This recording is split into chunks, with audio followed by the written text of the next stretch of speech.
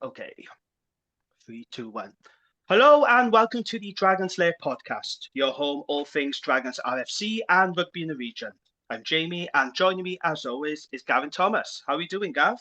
I'm very well, Jamie. Very well as always. Good stuff. How's your week been? It's been all right. Clearly in Wales, it's not any break in weather yet for you, but it's meant to be spring here in Sussex, and it snowed on Monday morning, and I am really? outraged, absolutely outraged. We've got a bit of sun here, and it's been quite nice because all we've had is rain, and we're actually getting a bit of sun now. We do feel like we're finally in spring, so I was I'm getting fed up with rain. I was promised sun when I moved to the coast, and it's not delivering. I'm not very happy. Oh dear. Okay, well, you can find us on platforms such as Apple Podcasts, Spotify, YouTube, and the Sports Social Network. And if you like what we do, please subscribe, share with your Dragons mates, and leave us a good review, as it all helps to grow the pod. Right then, so the URC is back, and this week's podcast has an Italian flavour. We are joined by Eddie and Ellie from the Spritz Scrums podcast, the world's first English-speaking Italian rugby podcast. Buonasera and welcome to the pod. How are you guys?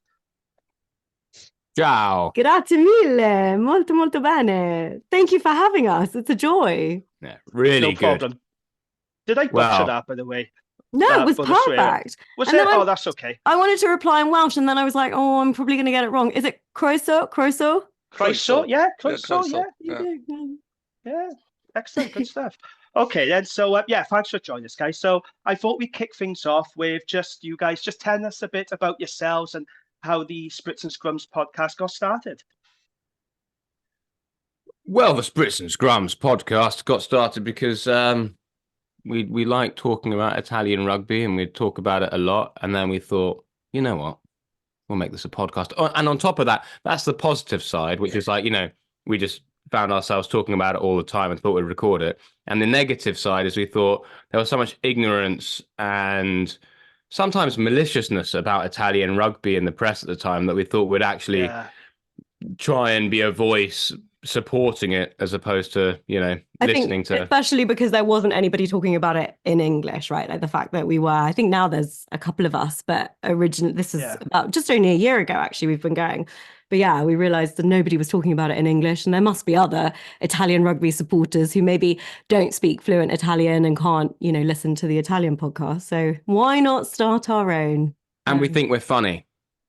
And that's important. Yeah, the other third of us is probably the funniest, and he's not here with us. But he doesn't know he's funny. Yeah, he's funny. He's funny for us. He's a bit like Ricky Gervais's Idiot Abroad. Oh, right. Okay. No, he's going to be so angry. He's a very great man. We miss you, Coach. We'll try and make sure that we big you up on this podcast. So the two of you are Benetton fans. So why Benetton then? What is it about Benetton? It was actually quite lucky. So once, many years ago, Ellie and I were arguing about whether there are any good Italian rugby clubs or not. Obviously, during the Six Nations. This is almost a decade ago. I was, no, they've got some good ones. They've got some good ones. And then for her birthday, I thought I'd surprise her and take her to see a game. And it just so happened that week, Benetton were playing at home and Zebre were playing away. So I was like, okay, well, it's got to be a Benetton game. So flew into Treviso. She thought we were going to Venice. And then next thing you know, bang! Benetton versus Edinburgh at home.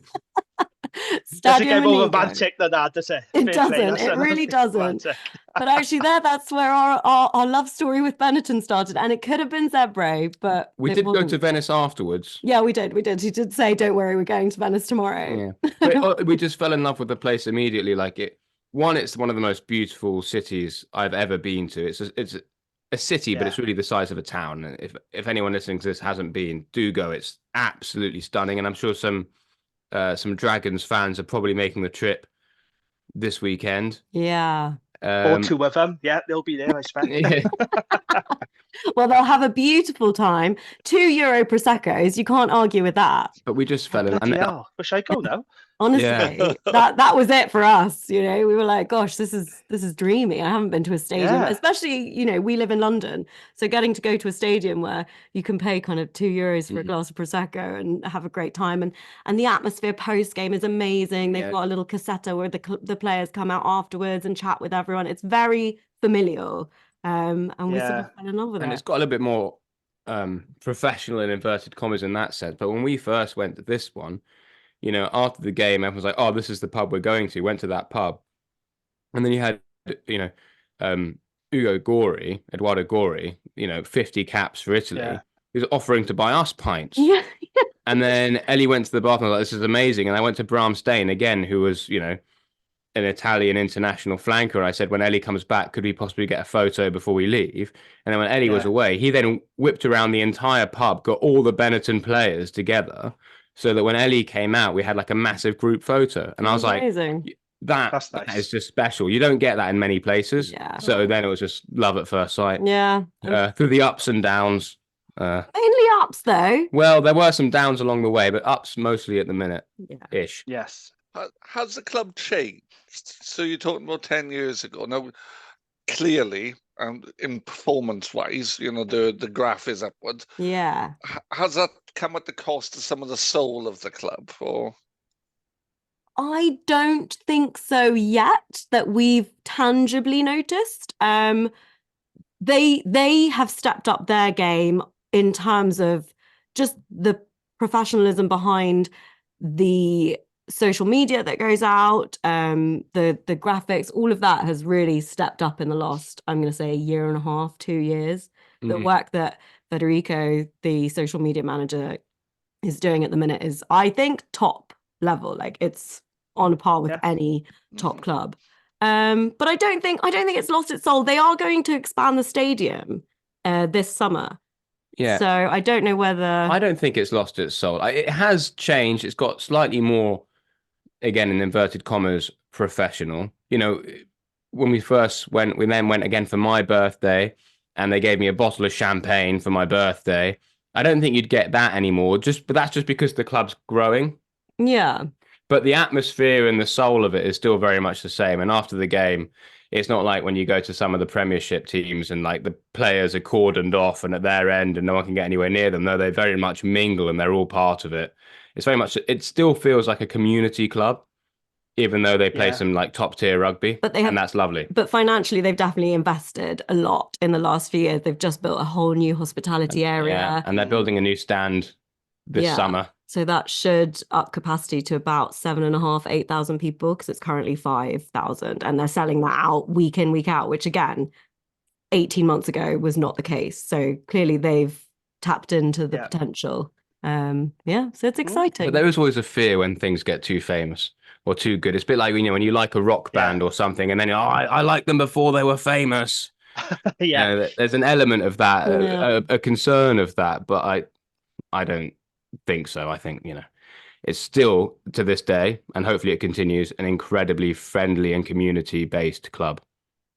I'm thinking to myself now, maybe I should be a Benetton fan, because players buying pints, champagne for birthday. I'm missing out here. We won't get this at the Dragons. We will not get this down at Rodney Parade. Well, you say that, you say that, but I've had it on good authority that Rodney Parade is the best fan experience in the URC. So I don't know what they're measuring that on. Probably not bottles of champagne, but maybe on, you know, somebody said that it encapsulates everything. So that's kind of your access to the stadium, the car park. Yeah. Apparently you have a very good all car sorts. park. There was a consultancy company. They did all sorts on what's the best fan experience. And apparently Rodney Parade came out on top. Yeah, we completely agree, don't we, Gav? We're not biased on this pod, but Rodney Parade is definitely the best, isn't it? It always looks cold on TV, I've got to say. It is. That's probably the only thing turning me off, but we will visit eventually. The next Benetton game in Newport will be there. There won't be champagne there, mind. I can tell you that right now. You won't be players buying pints. I'm sorry. But an excellent curry chip. So great. Yes. Well, absolutely. You know, I've never been to Wales, let alone Newport. What? I know. And my surname is Evans. That's a bloody disgrace, that is. And my cousin thinks he's Welsh. And your other cousin has played. They both played sport for Wales. Yeah. And they're just as Welsh as I am. And my grandpa identified as a Welshman. And Eddie's never set foot And in I've Wales. never crossed the river. You need to remedy that quickly as Yeah. possible. Ignore the suggestions of going to Snowdonia or Cardiff. When we go straight to Newport. Great. Yeah, And stop at nothing else. All we need to No, see is Newport. Newport is the heart of Wales. You know, kind of once you visited Hypervalue, you never need go back. Newport It's not or bust. Hypervalue anymore, Gav. It's pound stretchers. Hypervalue went years ago. And we've got Weatherspoons as well. There you We go. got it all in Newport. What more could you want? We might get €2 Prosecco's in a Weatherspoons. Oh, you definitely will, probably. Yeah. You need to sort that out, though, Ed. You need to come to Newport. I think when the fixture list comes out for next season, Yeah. you guys need to come to Newport. That's it. We'll Right. commit to that. Let's commit to that on this podcast. Coach, you're Yes. coming too. Fine. We'll definitely Coach, go. Next He's season, coming along. Benetton away, or maybe I don't want to get you guys started. I was about to say Zebre away. I don't really want to talk about it, to be perfectly honest. You guys probably want to talk about it quite a lot. Oh no, we talked But about either this. Benetton or Zebre away in Newport. Yeah. We'll be there. Yeah, Yeah. I'd be more comfortable with Zebra. I think. Yeah. Although Yeah, I think Benetton's we went away win record is, I mean, it's a bit better this season, but last season it was abysmal. So I'll come on to that later. Will you Oh, wait till you hear the Dragons away record? It's even worse. But I Sorry, could Gav, what were you going to say? Well, I was going to ask a question about Benetton, really. So clearly, it's improved. The results have improved, probably since COVID with the Rainbow Cup and that period. yeah. Well, the obvious answer is clearly players have improved. But why do you think that it's changed? You know, because they've gone from being a club that you wouldn't imagine getting out into the playoffs to now one of the serious contenders. So how's that happened? Well, the answer for me is that actually I think, they had a winless season and then they immediately won the Rainbow Cup at the end of it. Yeah. That winless season was actually a very odd one because actually they played some good rugby in it. And as a fan, you weren't watching it going, oh, these guys are hopeless. You were watching it going, how are we losing all these games? And actually they got to the Pro 14 playoffs the year before that and almost beat Munster away in the playoffs. So they weren't a terrible side. They were a very inconsistent side, as they can still be. But now but you know what? Even now, they just lost to Scarlets away. That's Which unacceptable, that is. it's unacceptable. It's like, what a terrible weekend for Italian rugby that was. I'm meant to be banging the drum for Italian rugby, but they lost. Zebre lost to you guys. Well done. Yep. But then your great weekend was also slightly ruined, I'm sure, by watching Scarlets win as well, because you would be sitting on top of Scarlets if it wasn't for that. So Benetton really shot Zebre in the foot there as well. And Dragons. Bloody Benetton. Yeah. Hopeless. We were so angry. Yeah. But in answer to why have they got better or how have they got better? I mean, it's obviously been a journey. They've made some really good investments. Obviously, they've bought very well. Yes. They now are in a position, even though on our most recent podcast, we've been talking about the fact that essentially Benetton have insane depth now. And when the internationals were away for the Six Nations, we were like, well, you know what? We're okay. I mean, actually, if you look at who's left behind, there's a bunch of non-Italian internationals playing in Benetton now. They didn't perform as well as they should have. So losing two Scarlets was not in the plan. But you can't ignore the fact that, you've got Fakatara, you've got Jacob Umaga, you've got some brilliant Argentinians, Thomas Albanos, Gajo. So they have real depth. But on top of that, they've got this depth, but also the young Italian players that people were talking about for ages and ages and ages, finally came of age. So all these young guys, they got the experience. And Menoncello now 21, just got player of the tournament in the Six Nations, but he's one of many decent young Italians. So if you combine that You also add the fact that they put their hands in their pockets quite big to buy the likes of Fekatoa, that they were very, very quick off the mark, capitalizing in the disaster that was English rugby.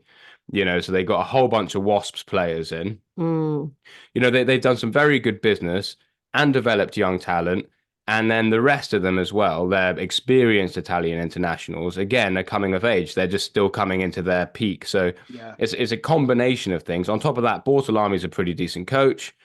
A new fitness coach came in from Jersey, and he did a fantastic job with them. Yeah. So it's almost like a perfect storm of stuff. And I think wins feed wins, in the sense that I also think watching a team do well feeds into the players wanting to play and stay on. So actually, in the last 6 months, definitely, the amount of kind of contract extensions that have been signed and players who are committed to staying has been something that realistically, we thought Jacob Umanga would stay a year. We thought Paolo Adogwu would stay a year, and they've all extended. They're all staying. And that's, I think, because there is a collective feeling of let's build this into something great. And they're sensing that there is momentum. And that kind of feeds into it as well. And it's still going now, like Lewis Liner. Leaving Harlequins is great signing. What a signing! The recruitment has been so smart, isn't it, from Benetton? Yeah, really smart. So yes, that's why. However, there's still massive room for improvement. I mean, I think they're excellent, and I'll support them. But there's still, if you compare the Benetton squad to Toulouse, Leinster, La Rochelle, they're still. It's not a level playing field, though, is it? And kind of, you're operating within the salary cap. We're operating within, we're literally scraping down the back of the sofa to pay for stuff. And then Leinster this week have moved one of their players into a central contract, which has opened a huge chunk of finance, which allows them to sign Jody Barrett. It is not a level playing field, even vaguely. And then exactly. And Benetton, yes, they've got this money and all this, but then also they've got a squad of about 45 to 50 players because they have to, because when the Six Nations or an international window opens up, they lose 20 to 25 players. Gutted of players. So it's not like a gross excess that they're buying these players. It's like you either have a massive squad or you'll be playing your under-19s during the Six Nations. And that's the nature of professional rugby now, I think, as well. Yeah, it's Dragons has a sizable squad. We've had 21 injuries at times this season. And like you say, it's our under-19s. We're having to draw from the semi-professional feeder clubs. It's you need those size squads, otherwise you don't you don't cope really with the absence in international periods. And we don't lose as many international players as you do, but then we don't have a host of other top class players. We don't have the depth. That's the problem. We just don't have the depth. No depth. When we lose injuries, we have guys who come in who probably aren't at URC level, or we chuck in kids. But that's just where we are. Well, I was going to ask you two, as I don't know if you know this, but do you have any idea roughly what the budget is for Benetton? What's their playing budget? Roughly? So I think, and this could be wrong, but I'm not pretty sure. It's roughly all these words I'm putting in to sort of like edge my bet. So no one's playing. Okay, so this could be complete. Don't want to swear on the podcast. It could be. No, can if you want to. That's could be complete bollocks. But my understanding is it's each of the two franchises. So Italy has a similar model to Wales in a sense that these are franchises. But Benetton also has a huge amount of money from the Benetton family as well. So and other sponsorships. So they operate on about €6 million each. And then Benetton will double that, and possibly more than double it through private funding and sponsorships. Sudbury Palmer are not in the same position financially that Benetton are. It's sort of pretty chalk and cheese there. They basically just rely entirely on the money they get from the Italian Rugby Football Union. So Zebra's similar kind of funding to us, and Yeah, Yeah. I think so, because you guys, because in Welsh rugby, isn't it that so you're all franchises, but some of you are part ownership, but Dragons is an entire franchise in it. it's privately owned. We Oh, is it? got four privately owned teams now, Yeah, so we were owned by the owned, yeah. WRU. Yeah, we were on. They aren't franchise. There's certain Cardiff fans who would be curling up with fury at you, and they're described as a franchise. I don't mind particularly making. Right, we're not going to Cardiff. We've been part of. No, we're going to Newport. Newport is the cultural hub of Wales, and that's where we're going. But yeah, kind of our funding is limited, but yeah, that's how professional sports works. Some teams are wealthier than others. Those teams tend to do better. That's not a rugby thing. That's all. We're on a salary cap, so at the moment it's 5.2, and next season all the Welsh teams are going down to 4.5. Yeah, Very low, as you can imagine. That's going to make recruitment and retaining our players very, very difficult. That's why in Welsh rugby now we've seen a lot of young kids come through, and you've seen it for Wales. I'm sure the Six Nations, like the Cam Winnett, Alex Mann, and all these kids coming through. So it's tough times. We're having to cut our cloth in Welsh rugby, but is it true that the Scarlets don't have a full-time defence coach? We don't. We don't. I don't know about Scarlets either, but I'll do it for cheap. Yeah, I've offered on this pod as well. I've not been taken up. Never made a tackle in my life, but I think I could talk a good game. Yeah, my success with Hastings under 10s is not being picked up effectively by Dragons, and they're not offering me the defence coach role. Wow, that's crazy, isn't it? I mean, we have 3 full-time coaches, 2 of which are leaving at the end of the season because of contract, and then the rest of the coaching roles are taken up by guys who are part-time and also have roles coaching Newport semi-professional club, Newport RFC. Wow. It's we are literally a bit of a shoestring operation at the moment. It's not always been like that, but there was a time. But to be fair, though, as I say, if you'd watched any Dragons games, you would know that we don't have a defence coach. Yeah. You would know just by watching any of our games. But no, we will get a defence coach next season. We're having an overhaul of the coaching team. But yeah, we don't have a full-time defence coach. Wow. So yeah, I've been considering all that. Actually, you know what? It could be a lot worse. What do you mean a lot worse? So above Zebra, No, yeah, but that's what right? Imagine like trying to push that onto Benetton. You don't have a full-time defence coach. Like, put that on anyone. Put that on Leinster. Put that on anyone. Yeah. But it's finance, isn't it? Can Leinster have this bottomless pot of money? Yeah. They can do but at the expense of the other Irish regions, though. I think they basically. Absolutely, yes. They do soak it up, particularly from Ulster and Connacht to get a worse deal, and Munster fans are not keen on the whole setup, but it works. It works for Leinster. It works for Irish. Well, it works for Ireland as a national team, not for Irish rugby as a whole. No, certainly works for Leinster, though, doesn't it? Absolutely. I don't dislike Leinster. I know a lot of people hate Leinster. They're the bad guys, but I'm insanely jealous of them. The budget, the players they got, they keep winning all the time. Yeah. I hate also, that. It's quite sweet. It's of course they need some help from Geordie Barrett, right? That's what Leinster need. They need a bit of help. To be fair to Leinster, clearly they have piles of cash. They can buy whatever they want, but the system is right. Yeah. In the region, Leinster coaching principles are being done in all the clubs. The kids are getting ready. So you've got 17, 18-year-olds who are rolling into the Leinster Academy, already know the Leinster way, and which is why they have this conveyor belt of back row forwards and centres who just seem to appear out of nowhere. and they're coming out to 7 or 8 schools in the South Dublin area. So these are kids who've grown up playing alongside each other, and then they're going into the professional game alongside. Well, I think that's Leinster, for all their, what people say about them, but it's not just they have got a huge ton of money, but also loads of those players are homegrown, and their dream has always been from the age of 12 to wear the blue of Leinster. And that's a real pull. They are the Death Star. There's no doubt in that. but there's always no, yeah, but yeah, come on, come on. Who's more unlikable, Leinster now or Saracens at their peak? Oh, they're always Saracens. I don't think there's a comparison. Saracens were the Death Star. They were the Red Bull Formula One team of the rugby world. The thing is, I just think it's because they had unlikable players at Saracens. I don't think Leinster players are as unlikable. I agree. Yeah, but it's Leinster true. as an organisation, I think, are. It's because it literally is faceless.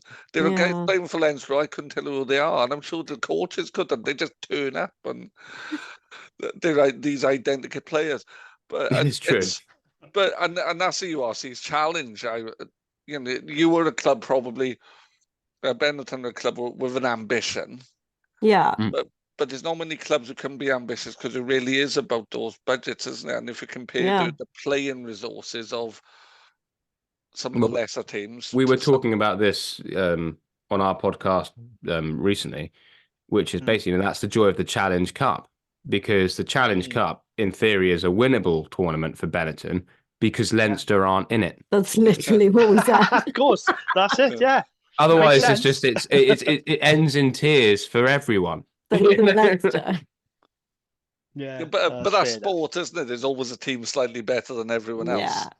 Yeah. But in European rugby, there are other teams that can sort of hold Leinster to account, but they're the ones we all know: Toulouse, La Rochelle. Well, clearly not the other day though. That was not the other week. No, that was an unbelievable performance. Oh, they're so good. Like I said, I don't hate Leinster, but I am insanely sick with jealousy because they keep winning everything. They can sign all these players, find the school system, these kids, and it's a different world, and it will never be as good as Leinster. But hey ho. Right, I want to get your guys' thoughts on Italy. I think we should talk about Italy because it's going well, isn't it? Italian rugby. They had a very good Six Nations, so 2 wins over Scotland and Wales. A draw against France, which really should have been a win. I mean, I still don't understand how that ball came off the tee. I've watched it several times. I just don't get it. The roof was closed. There was no wind. I don't get it. How did that happen? So it should have been 3 wins. It was the first time since 2013 Italy had achieved at least 2 wins in a Six Nations tournament, and the first time since 2015 they had not finished bottom of the table. So they were making strides under Kieran Crowley, as we know, but Gonzalo Caicedo looks to be a very good appointment, isn't he? So what are your thoughts on Italy and their progression? Well, I think it's been a long time coming. Yeah. I was a little bit.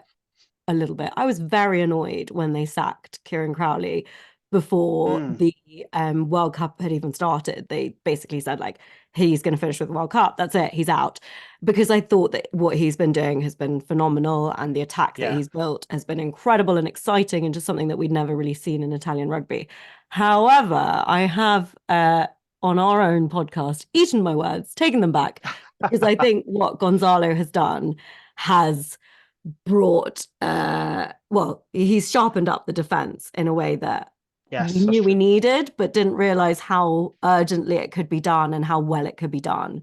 And I don't know, it's easy to say, but I don't know whether we would have got those 2 wins and a draw without him, which, considering he only joined Italy at the beginning of January. So he'd only had with some of the players, he'd had about 2 weeks before their first game. I think it's phenomenal. But that's obviously Kieran built a lot of the foundations. Gonzalo's just very, very, very detailed. And I think we needed detail. And that's what I think that was a difference for me because I could see it was very exciting, the Italian play, but it looked hugely unstructured to me. And I am a fan of really boring rugby. And if you're going to kick a ball with purpose. And the Italian team felt like kicking particularly just seemed directionless. And then this season, and before the season, I was talking to some friends of mine, and I was saying, I don't see him doing it. They don't kick the ball with any real sense of directional purpose, and it was very different. Italy, I was very wrong, and it was interesting to see the impact of it because they had the attacking flair of Galbisi and those guys, but then they also had structure and organisation, and that made the difference. The defence that they put in against France, I think, blew all of our minds, because that could have been the way that France game started. I was like, oh God, we're in for a really long afternoon. And they managed to hold them out in a way that I've never seen Italy do. But, Gonzalo Quesada's done a lot of that, but Marius Goosen was still the defence coach, and he'd been the defence coach for ages. So it's about letting these things click, and the players getting to a right age. And also, obviously they famously beat Wales 2 years ago. I don't remember that, sorry. I got no recollection of that whatsoever. Any we'll send you the highlights. I'll send you some highlights. You might enjoy. Don't bother. I'm okay. I'm good. And then last year, because of that, people were expecting a lot from Italy, but it was coming up to a World Cup, and that's when the teams are at their absolute peak. And I remember, because we were in Rome last year to watch them play Wales, and there was an atmosphere before the game that Italy were gonna beat Wales. The Welsh fans looked a little bit nervous, and then Gatland just did what Gatland does. He pulled an absolute masterclass, and they undid Italy, and Italy choked. And it was like, oh no, but okay, learn from that. But then winning breeds winning. Yeah. And so I think they built a lot of confidence as the Six Nations went on. They lost to England by 3 points as well. That's not a lot for it in an Italy-England game. 3 points. And the France game, I think, was the absolute moment where if you can play in France with that hostile crowd and be in the running like that, and then was the first time they'd won at home against... they beat Scotland, but first time they've won at home for how many years? 11 years. That changes absolutely everything. And what I would say is exciting is that it's the players that aren't picked. If you talk about depth, Simona Jessie has been scoring tries for fun for Zebre Parma. He didn't see a game in the Six Nations. And that's something that Italy have never really had, right? We've had decent sides over the years, but the depth hasn't been there. And I think now, actually, if you look across the board, like in the forwards, in the backs, there's depth in a way that we've never seen before. And they're able to pick on form in a way that they've never been able to do in recent times. So in the past, you have a player, I'm not going to mention any names, I don't want to be mean, but say you've got a player, particularly potentially on the wing, let's say, who hasn't been playing very well, but he's scored a couple of good tries in the past, and you'd find themselves, those kind of players, being picked in the hope rather than expectation that they could do something good. Whereas now, for the first time that I've ever seen with Italy, there's proper competition for places. Yeah. When a team comes out, there are some very, very decent players who are disappointed. Yeah. And I think that becomes a bit of a snowball effect in how they push each other and what they're able to do. What you're describing essentially is where Wales is right now, that we're picking players because that's what we've got, rather than because they're probably ready for international rugby. Yeah, that's a good point, Harris. Yeah, I mean, the opposite, exactly right, but also the opposite in that I think Wales now, unless I'm wrong, they're picking very young players who may not be ready, whereas Italy would be picking players who have been kind of past it in all nicest way, tried and tested and found wanting, but still being picked. Because there was no one else. Yeah. Because we didn't have, And then also you put into account the under-20s and the age group levels, which have been doing pretty well, and the mentality shift in that those guys are not afraid of lining up against England because they beat England under 20. Yeah. And it's a different mindset. I have a question about Italian rugby, because I must admit I don't really know a lot about it. Who plays rugby in Italy? Is it a specific region? Is it a specific class of people? Because it's... So it's not a class thing, but it's definitely a regional thing. So if you look at where Zebre and Benetton both are, Zebre were put in Parma, but actually almost all of the rugby that is played in Italy, or the vast majority, is in Veneto, which is the sort of region northeast around northeast, Venice. The northeastern region. They're trying to spread the game, and obviously there are rugby clubs in Milan, and there are rugby clubs in Rome, and there are a couple down in Sicily, but really from Rome down, there's not very much rugby at all. But not a lot of people play rugby.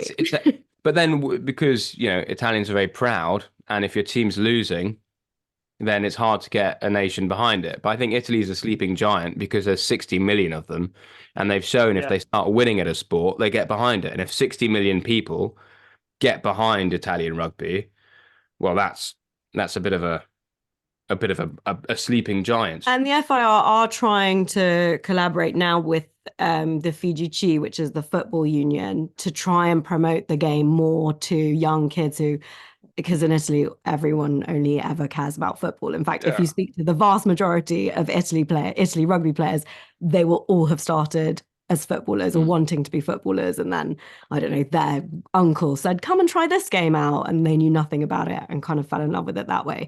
So it's just about exposing more young children to it. But in answer to your question, so it's mainly in the Northeast rugby. Milan's used to have a very good rugby playing population and still does. But the issue is it's got no representation at the elite level, and neither does Rome, because obviously there's the two URC franchises, which are Benetton in the Northeast and Parma, which is north-ish. And then they've got a league below it, similar to the Welsh Premiership, which is the Italian semi-professional Serie A elite. But to spread, if you wanted the strongest teams, potentially, there's two other sides which are about half an hour drive each from Treviso, which are called Rovigo and Petrarca, who are in Padua. Those two sides could be like Benetton because they've got very wealthy owners. They could get huge financial backing. So if they were put in the URC immediately, you could expect them to do really, really well. The issue is, well, then you're not spreading the game at all. Yeah. You're literally putting these clubs, which are 20 minutes apart, because that's the rugby heartlands. This sounds familiar, Gav, doesn't it? But it's been too close together in Wales. Yeah, it really does. It kind of all the two Welsh or four Welsh franchises, the kind of central and eastern ones are 20 miles from each other, and the two western ones are 20 miles from each other. And there's just a valley that circulate off here. So Rovigo, the brother of a guy I've played sevens with, Perry Parker, he went to Rovigo about 5-6 years ago, and they were throwing money around. And they spend quite big for a semi-professional outfit that only plays Italian domestic rugby. So one can only imagine what they could do if they were given a seat at the top table. The issue is that Zebre listeners, well, this isn't our podcast, we can say what we want. I don't think we get many Zebre fans listening. The Zebre Parma, for the URC to want to have another Italian side, it will mean that Zebre Parma need to win a bit more than they're currently doing. Otherwise, you go, well, hang on, why don't we give you another one? Yeah. Or, they pay the money for it, but like, hang on, is that good for the product? Having another one when one of your teams finishes bottom basically all the time?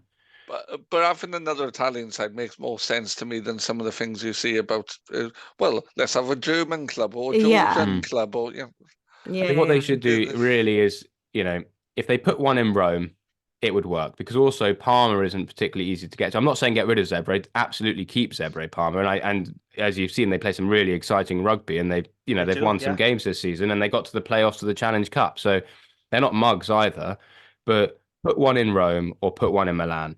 Someone that's easy to get to and that's got a big population. To get people behind it. And also just to get more young kids playing rugby and knowing about rugby, because at the minute, and it is getting a little bit more popular, and hopefully, it will snowball. But right now, basically, if you play rugby, you're playing it because your dad played it or your uncle played it. Like nobody comes to rugby in Italy without some sort of familial connection. Because I think that's the same everywhere. I coach under 10s, and I find the vast majority of the kids there, parents have played rugby. My son, the other coach's son. Rugby is a minority sport everywhere, really. Apart even from, in Wales, I thought in Wales it was like the sport. It is and it isn't. It isn't. Football's always been really bigger, but the participation of rugby is quite sizable in Wales. But that is severely dropping off. There are big clubs, Treviso, which was first class team in the 70s and my dad played for, they've not been in the league for 2 years. They can't get sides out. It's shrinking as a thing. But Wow. soccer, because we've had some success in football. Yeah. That's the thing. I mean, I don't want to be mean to the Welsh, but when your football team isn't good and your rugby team is doing really well, well, as if you're a teenager, it's a no-brainer which way you go. But with Gareth Bale and you've had some pretty decent Welsh football going on, and that would suck fans in, I guess. And it does, absolutely. Rugby can never compete with football, just as a rule. It's just impossible, and so it shouldn't try to. It just should not try to. Football's easy to play. That's not denigration of football. See, anybody can organise a game of football because you just need a ball, a round ball, and a patch of land. Whereas rugby requires quite a few things. It needs a certain kind of playing area, an understanding of the unnecessarily convoluted laws. Yeah. So true. It is a complicated game, though, rugby, because Jonathan Davis-Jiffy on the BBC always says, it's an easy game, it's a simple game. But I think, no, it's not, because they're tweaking the laws all the bloody time. And I can't keep up with them now. But it was deliberately designed to be complicated to keep the working class out. That's why it was designed with the complicated laws. Really? In the public, because football had grown up in the public schools, and association football became more and more popular. And therefore, well, we'll make something that's slightly more complicated, and we'll keep the riffraff out. That's, I mean. What? No, I can't. What brought the Welsh to play it? Well, it was changed on our podcast. It's been a real pleasure, guys. It was brought in the school system, but there was a point where rugby league looked like it would be the sport in South Wales. Some of the rugby union clubs, Vale, Aberavon, they were rugby league teams for a period of time. And Newport and Cardiff were invited to go to the meeting up in Huddersfield to join the rugby league. Wow! And if that had happened, then it could have been entirely different. Yes, sliding door moment. Yeah. Wow. I wasn't expecting to be talking about this on the pod. I gotta be honest. We've delved really deep, haven't we? I want to get back to Italy though, right? Because it's okay, it's fine. It's good. It's quite interesting actually. I want to get back to Italy though, because isn't it nice to see Italy doing well? Purely because now we don't have to hear the tedious bloody bollocks of kick Italy out and replace it with Georgia, because I was getting so tired of hearing that. But what we're hearing now is kick Wales out and replace it with Georgia. So it's a different conversation now altogether. But it's good though, isn't it? The Six Nations needs a strong Italy, and I personally love seeing Italy doing so well. It's good to see, isn't it? I think what's finally really satisfying for us, who have been kind of banging the drum of like it's coming, is that I think it has arrived. I think Italy, like this Six Nations, obviously they've kind of cemented themselves, and it's very easy to go like, oh well, is this a one-off? I don't think it is. I hope I don't have to eat my words, but I really don't think I will. I think this is now, especially with this crop of players, and this crop of players are very young across the board. I think this is Italy probably for the next, 5, 6, 7 years. They should be winning at least 2 games every Six Nations. And in regards to Georgia, it was so frustrating, these conversations, but and our social media was absolutely appalling. It was depressing. It was so depressing. And then you hear some intelligent people saying, I don't want to be mean, but I'm not going to say any names, but Sam Warburton. We know. He was the worst. Tom Shanklin at times could be unbearable about these things. I'm not just harassing Welsh celebrities, but anyway. No, you're right. I agree. But it was never anti-Georgia, and that's the important thing. And actually, people say kick Wales out. Obviously, that's in jest, because Wales is a rugby powerhouse, and it will find its feet very soon, and it'll be back again. So this is a temporary moment for Welsh rugby. But Italy and Wales are the only 2 teams that give Georgia a crack. And they've both been at the losing end of a Georgian side over the last couple of years. But people, let's bring Georgia in, let's bring Georgia. Well, hang on a minute. When was the last time England went to Tbilisi? They're not going. No one's going. It's all words, and it's a bit frustrating. The only teams that play them are Italy and Wales. Are Italy and Wales. Yeah. Well, So we wouldn't play them in Tbilisi. They come to Cardiff. There's no way we're going to. Mind that there's all this talk now we may do, but I don't think that is. Italy, when it wasn't in Tbilisi, where was it? It was somewhere else in Georgia in recently. Georgia. I just find it incredibly frustrating. Firstly, none of the unions are going to agree to it, so stop having the conversation. Secondly, none of the TV companies are going to agree to it. And the most important thing as well, and everyone can disagree with me, Georgia aren't very good. Well, that's it. That's the other thing. Are they good enough to? Would they be any better than Italy have been over recent years? No, You could pick up No, they were not. No, they'd be considerably worse. So And, actually, it's so winning silly. whatever it's called, the second division thing. I've seen Belgium play. Yeah, of course they've beaten them. They aren't very good. Yeah. I mean, there is a real drop off, and Georgia are kind of probably always going to win that, but of course, but then Portugal, and what's interesting is that there was the Rugby World Cup did a great job for getting people to watch Portuguese rugby and stuff, but it didn't actually transpire into people watching European rugby during the Six Nations. People weren't watching it. So yeah, I mean, I think the Six Nations could grow, but I don't see how it would happen particularly with 23-person squads. I've got all these sort of avant-garde out there ideas of how you could do it. You make less subs. So then you put less people in a contact situation every week, and then you could put more games in. But no one's asking me for my opinions. No one's right. That's fair enough. I'm not a fan of this promotion relegation chat.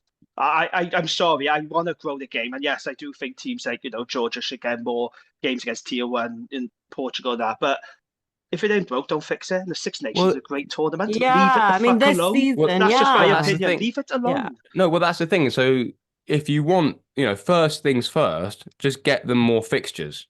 Yeah. Before you mess with the Six Nations, just get them more fixtures in the autumn, get them more fixtures in the summer. Yeah. And then and then go on from there. But don't.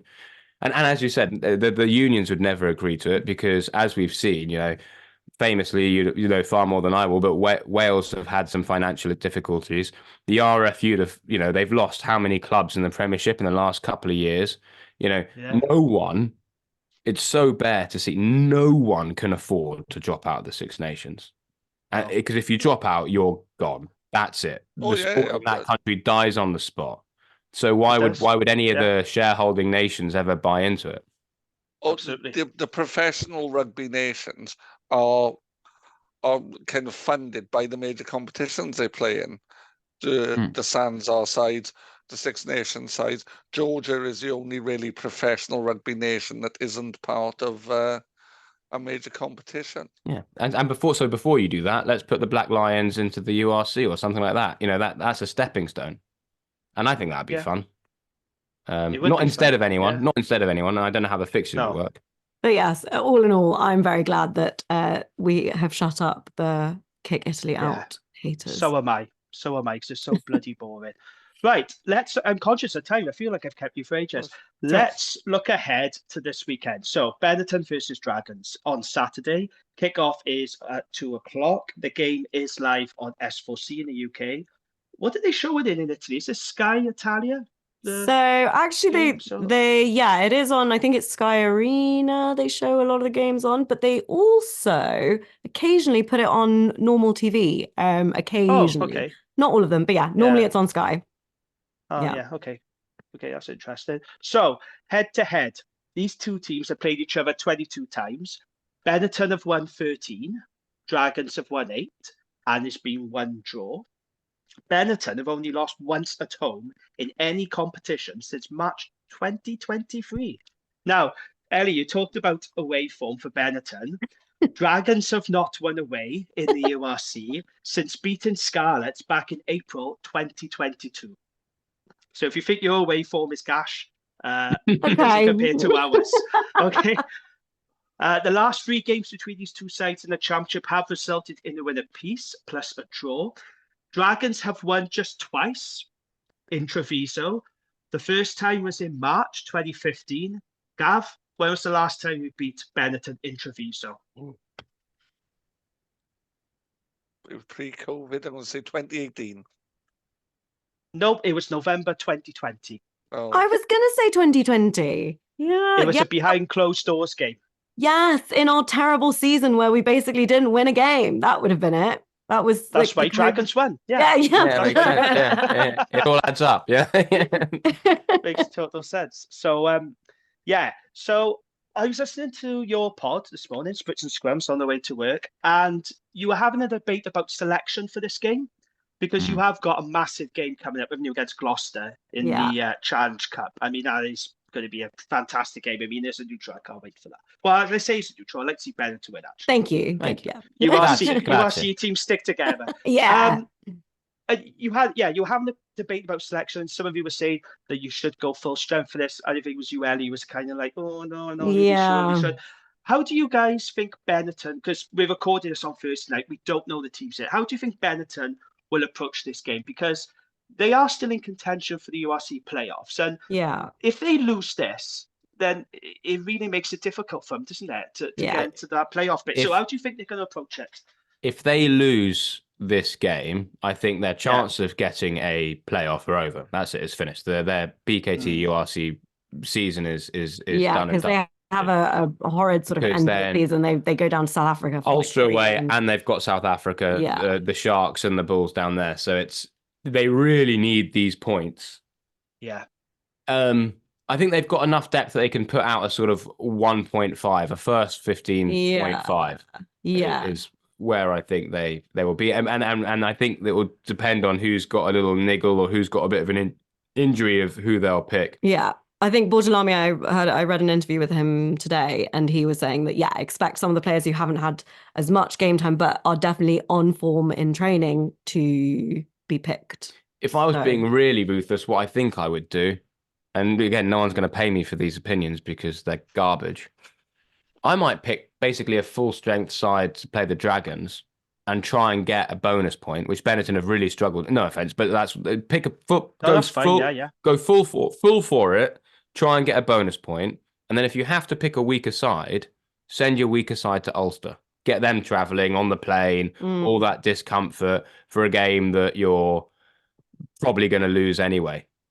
I see the logic in that. I see what you're saying, because it's highly unlikely you're going to win in Ulster away. So put everything into this game, get the 5 points, and then that does make sense. Yeah, I think it's I wonder if Wrexham Menoncello will play though, because I hope they don't, personally. Because how good were they, by the way, the Six Nations? Oh, they are. Good. I mean, brilliant, I think my thing that I keep saying is like, if you're keeping Malachi Fekitoa off of starting, you must be insane, and the two of them are insane. They are just, they work in this beautiful symbiotic pairing. And so they basically they play like, conjoined twins. They know exactly what the other one's going to do. But the stats about these guys, so Menoncello, youngest ever scorer in the Six Nations, and just got player of the tournament in the Six Nations. But Brex got player of the match 4 games in a row. And 2 of them were in the Six Nations. So 2 games in the Six Nations. And he went back to Benetton and then got player of the match in his next 2 games. So, yes. Will they both play? But then also they've got a great centre called Drago. They've got a couple of good players. I think you might see, I don't know whether they're going to play Brex and Menoncello.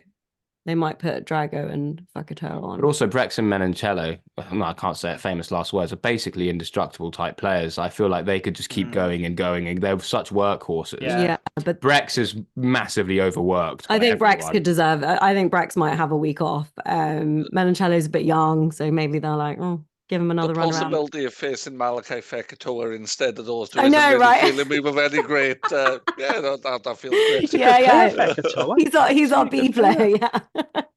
It's nuts. Just shows the difference between the two teams. So, Gav, look, Benetton have played 19 games, no competitions, and they've lost just 5 of them. Right? It's pretty impressive. Now we're coming into this game off the back of a win against Zebra. But this is a much bigger challenge, it's fair to say, isn't it? Especially given our dreadful away form. Let's try and be positive, Gav. Can we get anything out of this game? Yeah, a losing bonus point. That's fine. That's as positive as we can get. That's something. Yeah. I'm not going to sit there and say, we'll beat Benetton away, because that would be foolish. I don't think we will beat them, but I think we could probably hold them within a sensible scoreline. So what I love about the bonus point situations, the losing bonus point and the 4-try bonus point adds such a an element of flair. Yeah. So, the amount of times this season watching Zebre play, and, the game is gone. But you're like cheering them on for that fourth try. Yeah, they've scored 2 tries and they've got half an hour left, and suddenly they're like, okay, well, can they come away with a point? And it encourages exciting rugby. Yeah. But that's the thing with Zebra, and I've spoken about this on the Rat Pod as well.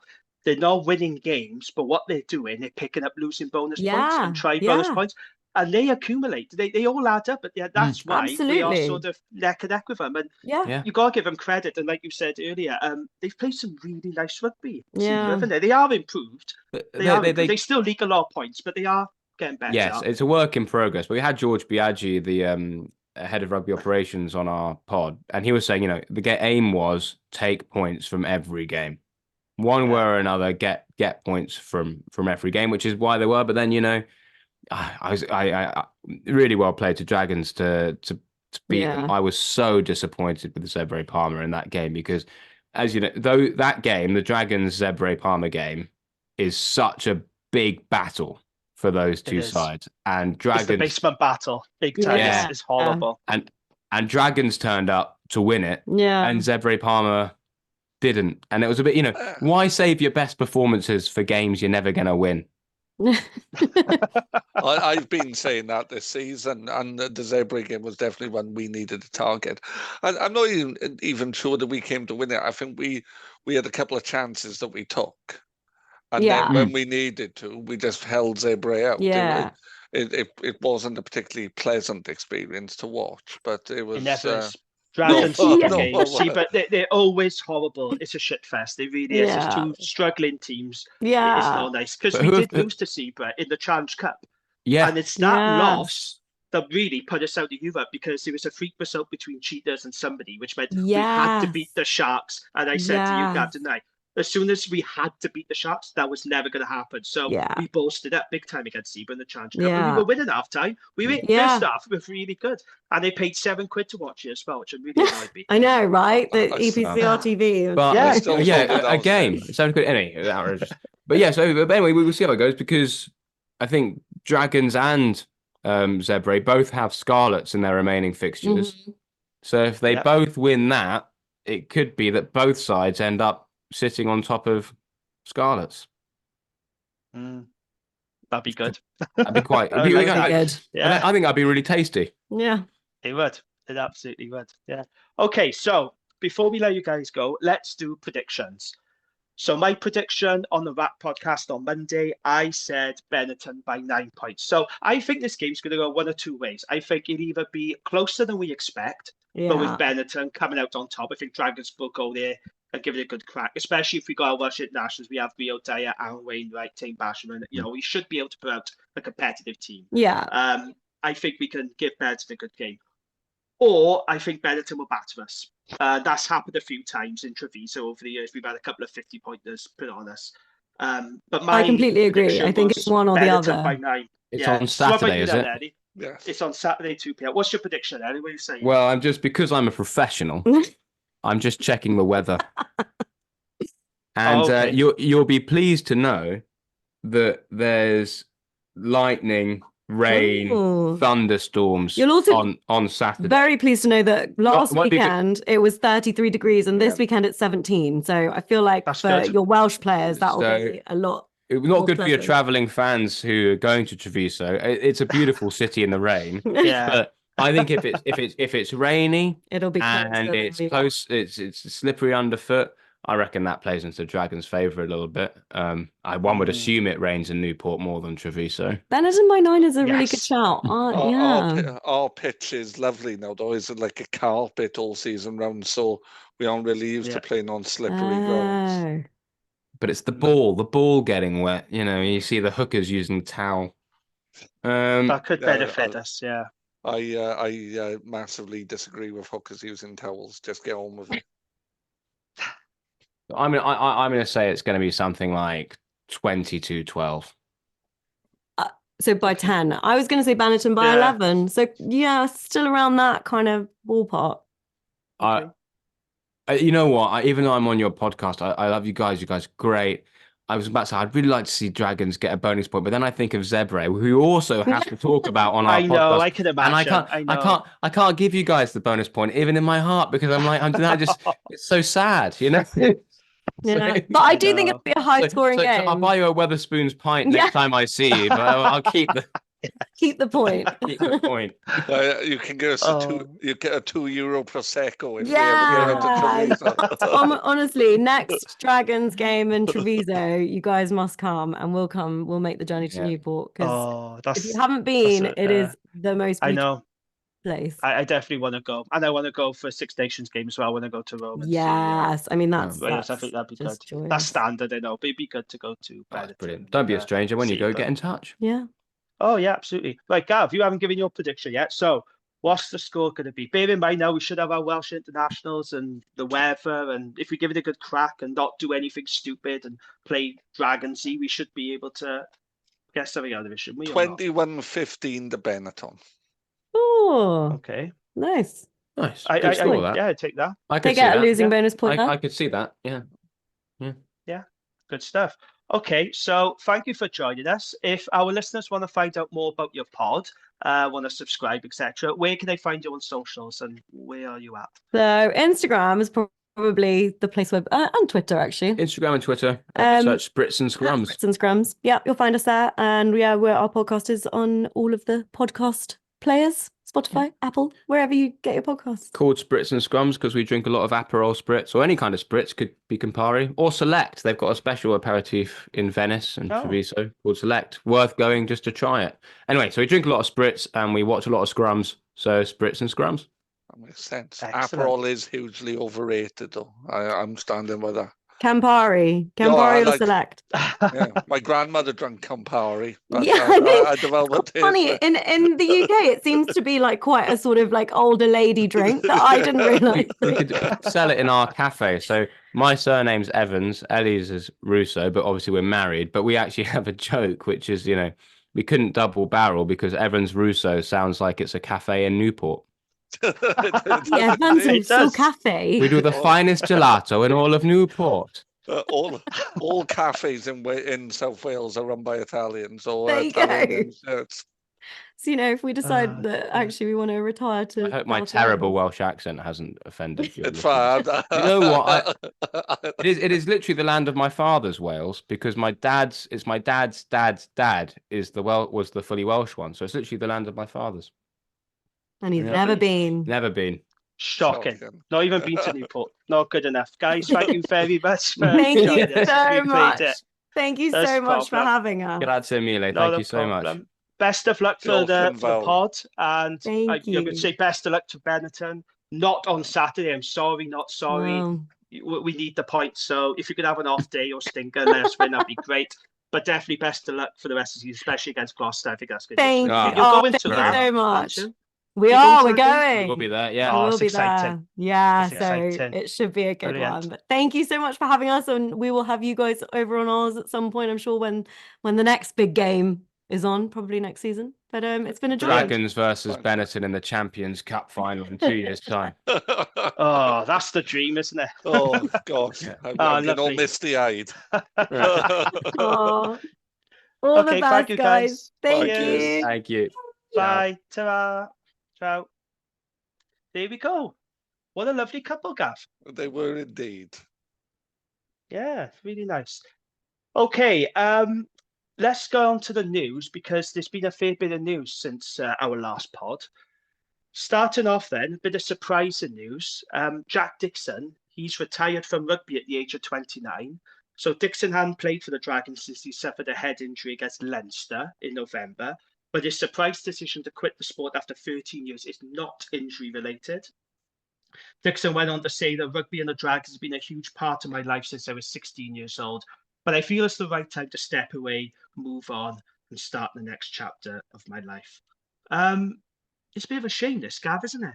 Yeah, good player, Jack Dixon. A lot of time for him as a player. But, I think it takes a lot of courage to say, probably time to give up. I should have said it 20 years ago, but it is a shame. But I assumed it was injury related till I saw the reports that it wasn't. Well, I hope whatever he does, he enjoys. Absolutely, yeah. A lot of people thought it was injury related, but it's not. This is just Jack saying, I've had enough, and he has been playing since he was 16 years old. That's what we forget as well. He feels like he's been around forever. He's put his body on the line for the Dragons, and he is going to be a loss for us, because Jack Dixon used to be that Jamie Roberts player for us, washing up the middle, and you need that. You absolutely need that. But Newbridge-born Dixon became the youngest player to play Welsh Regional Rugby when he came off the bench in an LV Cup tie at Wasps in October 2011, Gav. He was aged just 16 years and 313 days, right? Wow. And he broke the record set by his teammate, Hallam Amos, just 33 minutes earlier when he started the same game. Oh, that's so Welsh rugby, isn't it? Yes. 16-year-old playing adult rugby, jeez. I know, it's crazy, yeah. But we do wish Jack all the very best with his future endeavours. He was a very good player for the Dragons, really good, solid club pro, and we wish him and his young family all the very best. And he owes the game nothing, so he can walk away and get on with it. Absolutely, he's had a good career. So in other news then, this was also a surprise, but now I've had time to think about it, I think it's pretty understandable. So Gonzalo Bertranu's Dragons career is over after the Argentina scrum half moved on loan to Cardiff for the rest of the season. I believe he's on the bench for Cardiff against Ulster this weekend. So Bertranu's been plagued by injuries since returning from the World Cup. He only made 2 appearances for the Dragons this season. He was going to be leaving anyway. He's not part of the future plans. We got Rodney at scrum half, we got Dave Blacker, plus we got 2 young scrum halves, Shea Hope and Morgan Lloyd. Overall, Gav, a very good overseas player for us, because we send a lot of duds from overseas, but Bertranu, yes, he could blow hot and cold. I think he was a successful overseas signing, don't you think? I think it's just this year. Yes, this year painted slightly differently, doesn't it? Because he wasn't around for the World Cup, then he had injuries. But I think he's had a good time at the club, and you're absolutely right. One of the overseas players we've signed, who think, they've done a good job for us. Yeah, definitely one of the best overseas players we've had at the club. And like I said, I don't think he's going to stay at Cardiff, because Cardiff are looking at a South African scrum half, apparently. But best of luck to, whatever. I imagine he'll end up in France, won't he? He'll end up in France. Yeah. So there's talk about the Jaguares returning to Super Rugby. Oh, right. But wherever, even if he does stay at Cardiff, all the best to him. I got a lot of time for Gonzo. He was a very good player for us. So, that's that. Good news. Some contract news. So, after much speculation about his future, Wales back rower Tane Basham has signed a new deal. So, as we know, Gav Tane was linked to moves to Scarlets and Saracens, but he's rejected those, and he's going to stay at the Dragons. Also, Angus O'Brien, who we've missed terribly, I think, this season, and Will Reid have signed new deals to stay with us. Now, given the circumstances in Welsh rugby and where the Dragons are right now, I have to be honest, I think the club, the Dragons, have done incredibly well to keep hold of Anne Wainwright, Rio Dyer, and Tane Basham, because I don't know about you, Gav, I was convinced one of them, if not 2 of them, was going to leave us. We've done well, haven't we, to keep them? I thought of the 4 internationals, throwing Leon Brown into that as well. I thought we were going to lose either 3 or 2 of those. Yeah. So the fact that it looks like we'll probably lose 1, it's really kind of I'll take that as a win. Yeah, I mean, there's no news on other re-signings yet, but I'd say it's highly unlikely that Leon's going to stay with us. I think Leon will go. I think Bradley Roberts will go. Yeah. There's talk of Seal going as well. There's talk of Sean Lonsdale. We'll talk about that a bit later, about new signings. But also, the Dragons announced a couple of weeks ago, they announced a batch of next generation signings. So these were new contracts for young players at the club, our academy players. So Harry Ackerman, Joe Westwood, Shea Hope, Morgan Lloyd, Ollie Andrew, Ewan Rosser, brother of Jared, of course, and Wales under-20s captain Ryan Woodman have all signed deals. There's a good crop of young talent there, Gav, that we've managed to keep. And it's good, isn't it? Because we've seen and read all these stories about young Welsh talent going over the border, and we're losing them. And the Dragons have managed to keep hold of their young players. And a few of those, I think, will be going to become internationals. I think Ryan Woodman will be playing international rugby sooner Harry rather than Ackerman, later. Harry Ackerman, Ryan Woodman, Shea Hope. He's having a really good season for Newport Shea. Well, superb, absolutely superb. Morgan Lloyd for Pontypool as well. He's going well. Yeah, there's a lot of talent there. So the future's looking bright. So in other news then, Dai Flanagan today said that he wants to make up to 7 signings for next season. So he said, ideally, we're looking at 7 new faces. Between 4 and 7 would be great. To recruit players takes work, energy, and belief in what we are trying to do as well. If I walk into a room with a player and try and sell them a product I don't believe in, they'll see straight through it. Me and the owners are aligned. We have a 3-stage plan and have been very clear with every person that we have met on where we are. Now, Gav, I'll ask you this. Where are the areas that we need to improve, do you think? What do we need? Locks, front rowers? Front fullback? rowers. What we're looking at? Yeah. Front rowers, fullback, 10. I'd like, if CEOs go in, I'd like a lumpy centre. Harry Ackerman's great, but he's not able to play all the games yet. And a second row. Yeah, so lots of positions really. Props. I don't think we need to worry about hooker. I think the options at hooker are, even if Bradley Roberts goes, I think we're all right at hooker.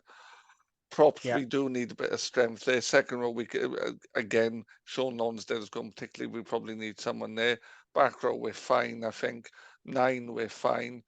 10, I would like to see a bit more competition. We need an experienced 10, don't we? Yeah, and then, Will Reid, he has done well. He's had a lot of burden put on his shoulders because of the injury to Angus, so we haven't got that depth. But I still feel at times, and it's due to his age, not the quality of player. He's going to be a very good player, but that inexperience shows sometimes in his decision-making and how to control the game. So I agree with you. I would like to see an experienced 10. Of course, we had one with JJ Hanrahan, but we had to let him go because he was costing an absolute fortune. But who's out there at the moment, I guess? I'd like a lumpy 12. And then, 15 cover just for Kai, really. It's a shame we can't keep C.O. Tompkinson, though, isn't it? Because if Jack Dixon is gone now, that frees up a bit of room. Gonzalo Bertrand, who is gone, he's off our wage bill now. If I was the club, I'd be looking to keep C.O. I know he's had some injury issues this year, but he's a player, and I'm glad, by the way, that he is back this weekend against Benetton. But he's that kind of guy who can get you over the game line. Because if you look at our centre partnership, yes, and Ivan Owen's very talented young player.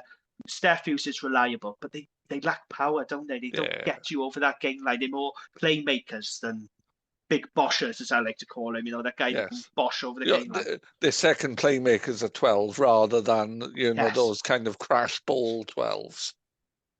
Yeah, absolutely. So it'd be very interesting to see what new faces we bring in. Will we get anyone from the regions? Will we go to the Curry Cup? Maybe, that's what Cardiff did with De Beer. You got the Ospreys, they've linked up with Cheetahs. So, it'd be very interesting to see the caliber of player and where they come from. So that's something to look forward to. Okay, so that's the news rounded up then, Gav. It's time for your Gwent Rugby Roundup. What's been happening? So I'm conscious of time, so I'm going to focus on the higher leagues a little bit today. So the biggest result to come out of the weekend was Newport's rather impressive 89-26 home win against Bridgend. Good grief. Which has cemented them at the top of the league. A fantastic performance, record-breaking scores all over the place. The highest home score Newport have had for a number of decades. Just a fantastic performance. Didn't see that coming, that scoreline. I was shocked when I saw it, because Bridgend are a pretty decent team as well, aren't they? Yeah, absolutely. That many points. They're doing relatively well. So, fantastic performance there. Then in the championship, Bedwas lost at home to Bargoed 36-8. Cross Keys beat Estrada 36-26, also at home. Newbridge, good win for them. They won 48-8 against Treorchy. And then Penaltha lost away 36-50 away to St. Peter's. In Division 1, previously unbeaten Bryn Mawr lost at home by a single point to Anestee. So that puts Anestee in third promotion possibility. Bryn Mawr will be going up to the championship, it would appear, already, despite that. But Monmouth beat St. Geneth 36-27. Bedlinog won 33-30 away to Nelson. Abergavenny, who have not had a good season, beat Pontypool United 43-27 in Pontypool. And Talawine beat Dowlas 29-5. So just focusing on those leagues. So Gwent side's doing well with in the Championship and in Division 1 and in the Premiership. Good stuff. And just to let you know, as we're recording this, Ebbw played Pontypool this evening at Gwent Derby, and you'll be pleased to learn, Gav, that your beloved Ebbw won. They beat Pontypool 16-10. That result has just come in now, so that's a very good result. An excellent win. That'll keep us in third. Yeah, all good stuff there. Always a hard-fought game, that. Oh, God. Yeah, but that's a very good win for Ebbw. Right, it's been an action-packed show, isn't it? Fair play. So thanks again to our guests from Spritz and Scrums. Really enjoyable chat, lovely couple. Gav, thank you as always for joining me. We'll be back next week. So until then, it's goodbye. Bye all.